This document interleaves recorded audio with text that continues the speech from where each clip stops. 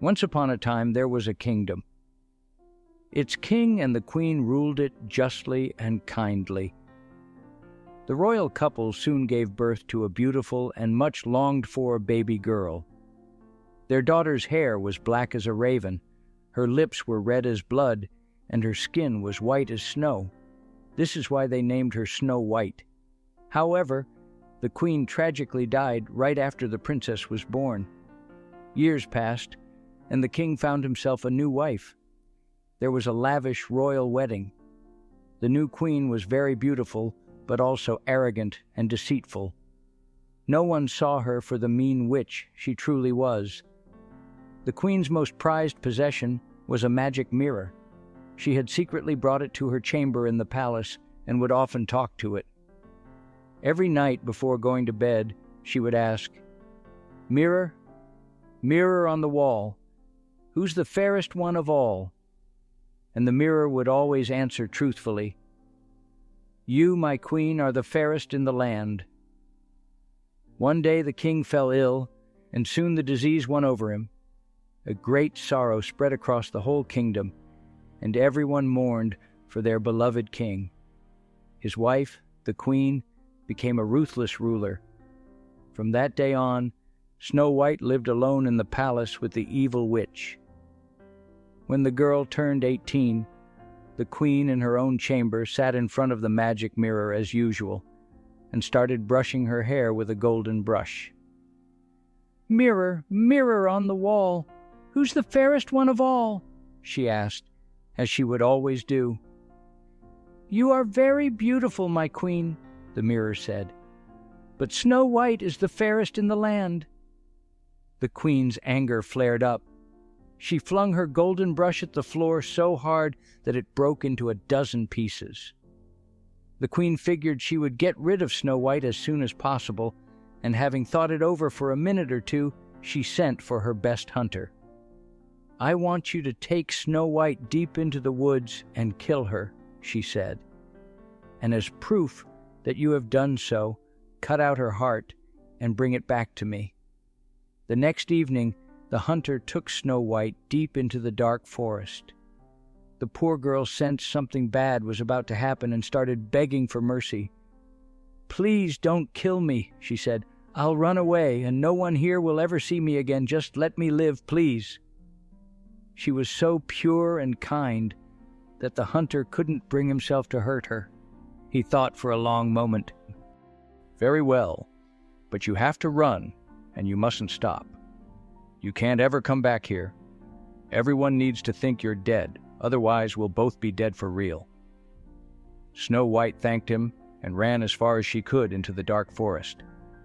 She kept running through the tangled mess of dark gnarled trees and didn't stop to look back even once. Fear started to creep into her bones.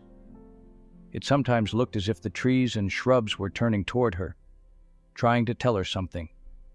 She ran until she couldn't feel her legs anymore, but then she tripped over a branch, fell to the ground, and started rolling downhill.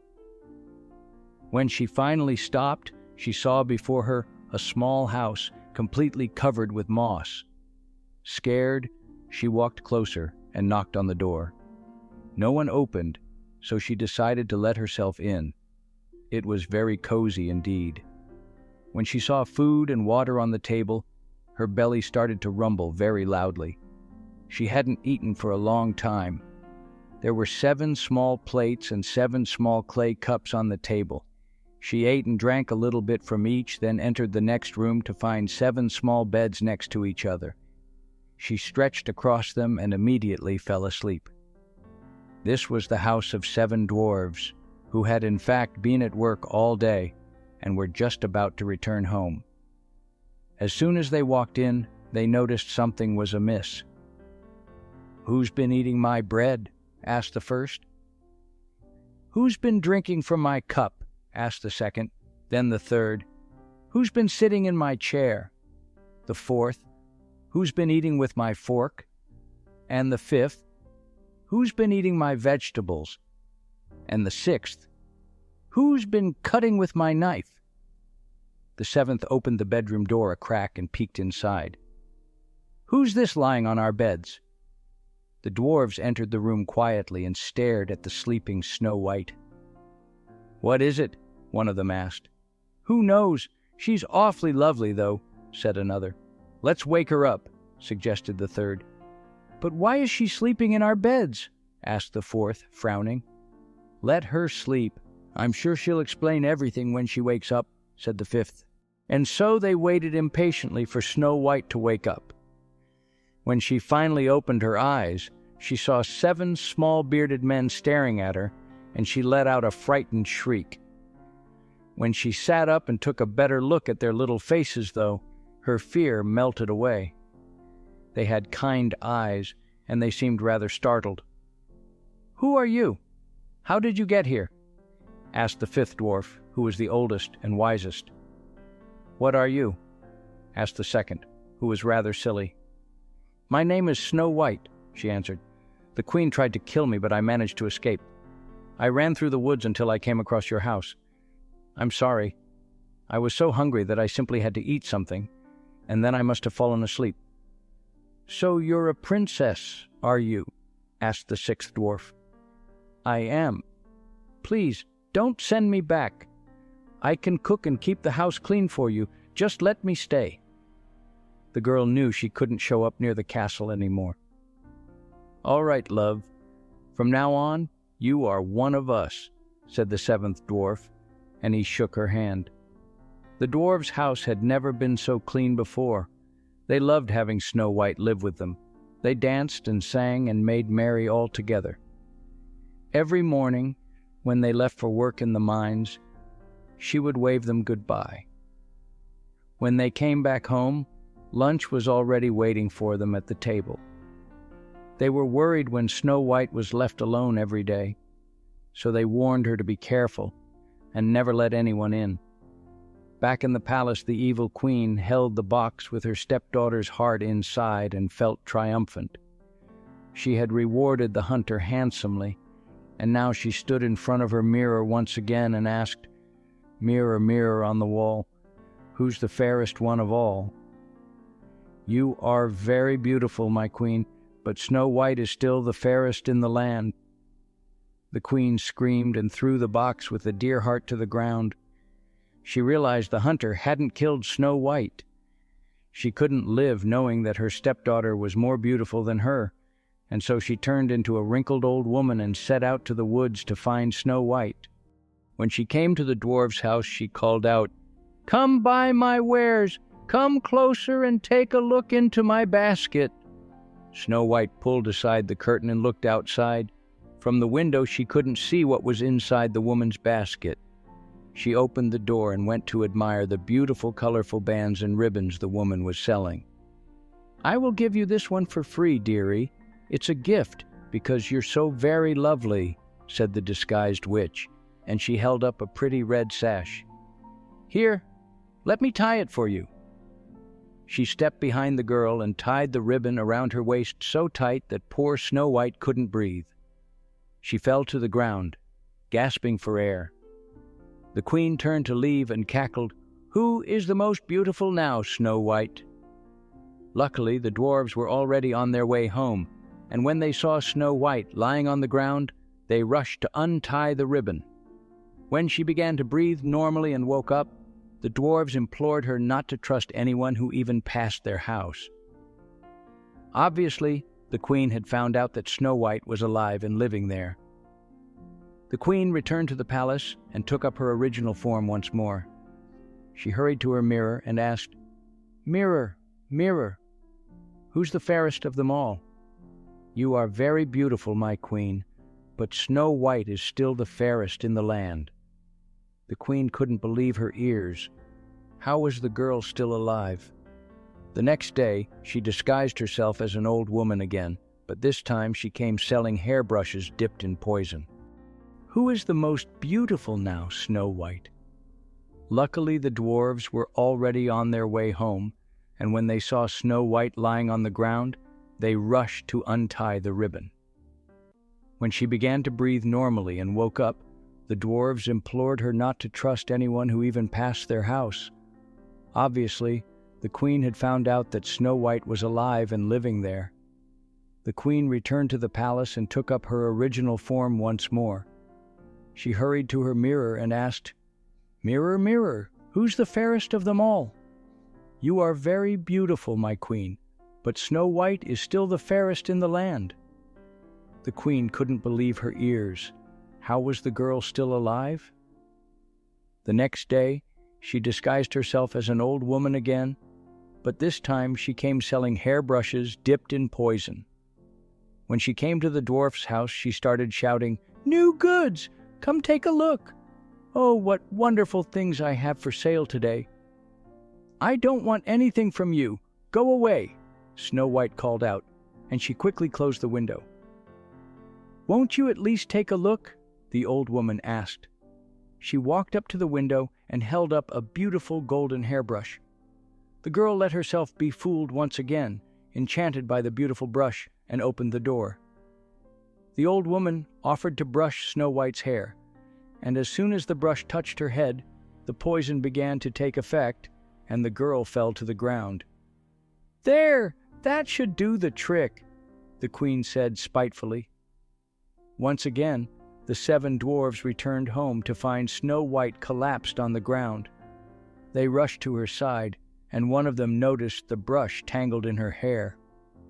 As soon as he pulled it out, Snow White woke up.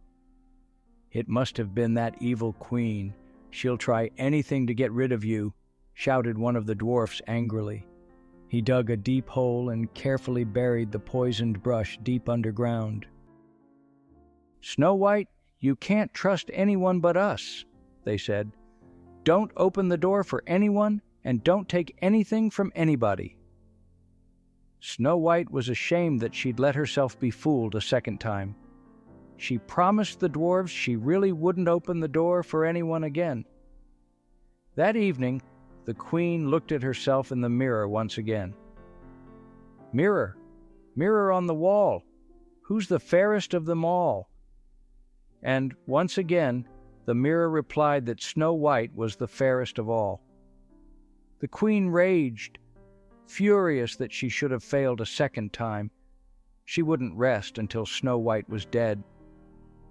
"I'll have to poison her from the inside this time, and make sure no one ever wakes her again," the queen muttered to herself, and she hurried to the kitchen to brew a terrible poison.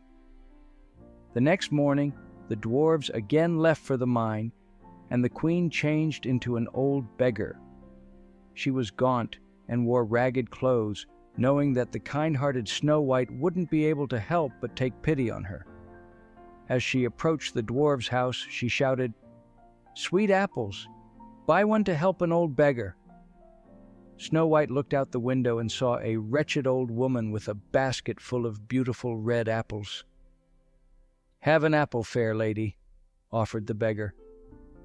"No, thank you, I can't," replied Snow White from the kitchen window. "I'm not supposed to take anything from strangers."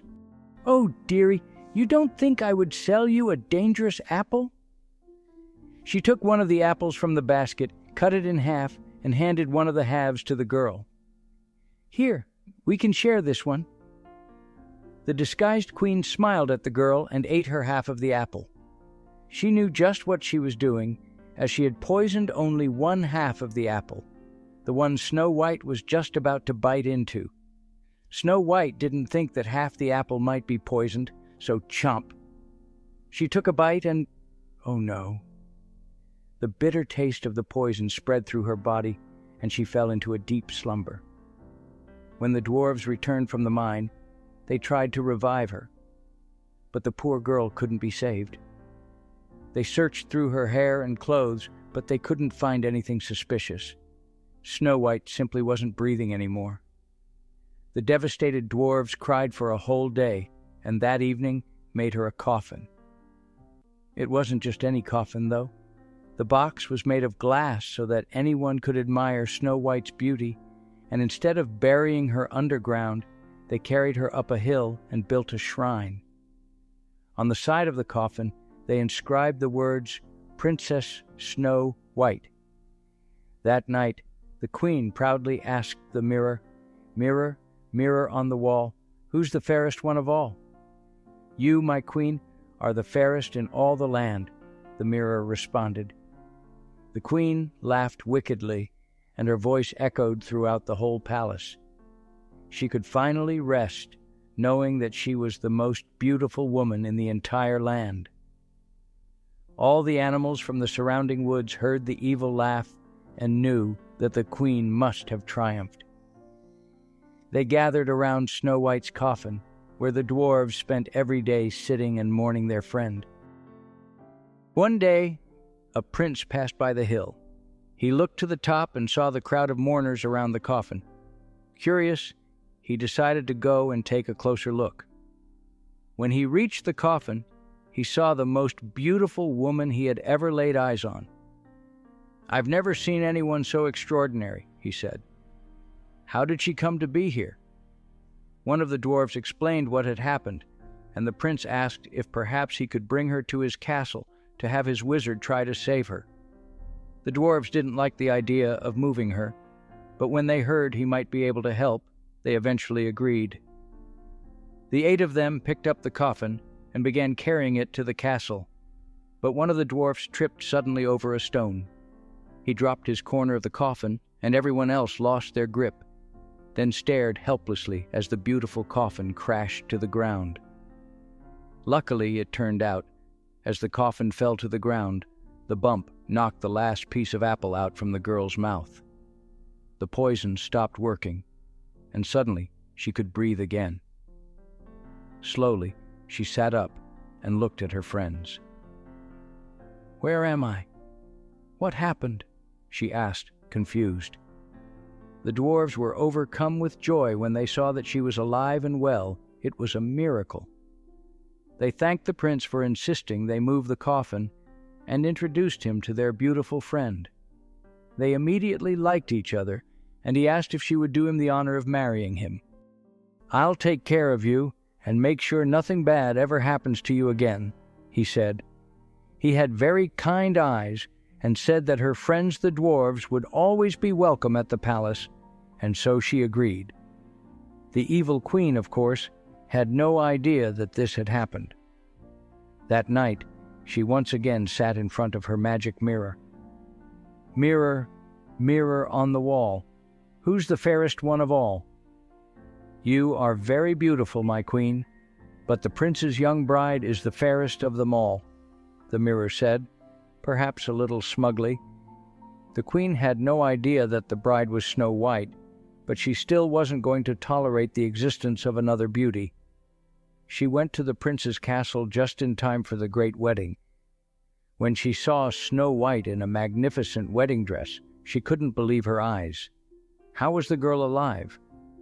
The dwarves, of course, were the first to see the queen lurking, and they immediately told the prince. He called his guards and banished the evil witch from his land forever. Back in her palace, her servants took the mirror off her wall and threw the mirror off the tower, never to be used again. From that day on, everyone in the land lived happily. Bells rang merrily to announce the new royal couple, and Snow White and her prince lived happily and safely ever after.